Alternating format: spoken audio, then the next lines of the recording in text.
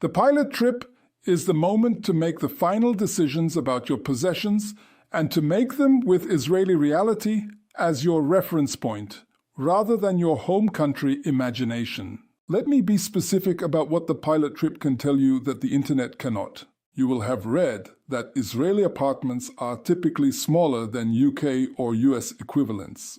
This is true but abstract. Walking through actual Israeli apartments of the size and price you can afford, not the ones in the Instagram pictures, the ones that are available in the neighborhood you are considering at the budget you actually have, makes it concrete.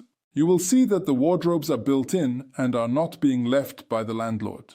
You will see that the kitchen storage is different from what you are used to. You will see that the living room is a particular shape and a particular size.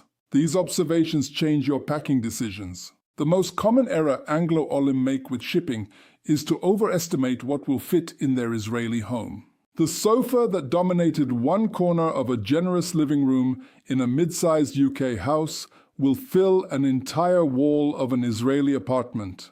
The dining table that seated 8 is going to require a rearrangement of everything else to accommodate 4. The wardrobe system that fitted beautifully in a UK bedroom will not fit in an Israeli bedroom because the Israeli bedroom has a built-in wardrobe where the standing wardrobe would have to go. Measure your intended Israeli apartment if you can, or get approximate dimensions from the estate agent and compare them to the significant items you are planning to ship. This comparison is worth doing before you pack. Shipping furniture to Israel and then discovering it does not fit is one of the more expensive and time-consuming errors in the Aliyah process. The pilot trip is also the moment to visit Israeli furniture and appliance shops and understand what is available and at what price.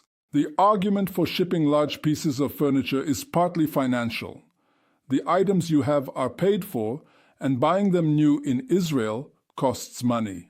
The argument against is space, suitability, and the 6-year retention rule that applies to duty-free imported goods. Seeing what is available in Israeli shops at Israeli prices calibrates this decision. If the Israeli equivalent of your sofa costs 3,000 shekels and your sofa is large, old, and unlikely to fit, ship the books, buy the sofa in Israel.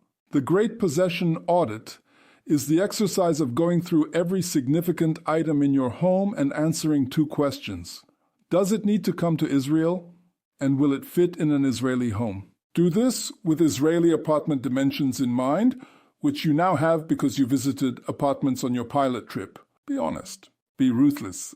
The items you do not ship are items you do not pay to ship, do not pay to store while the container is in transit, do not pay the clearing agent to clear, and do not have to find space for. Use the 3 shipments over 3 years deliberately. You do not have to ship everything at once. Some Olim use their 2nd and 3rd shipments for items they find themselves missing after 6 months in Israel, or for items purchased in their home country on subsequent visits. The 3-year window gives you flexibility.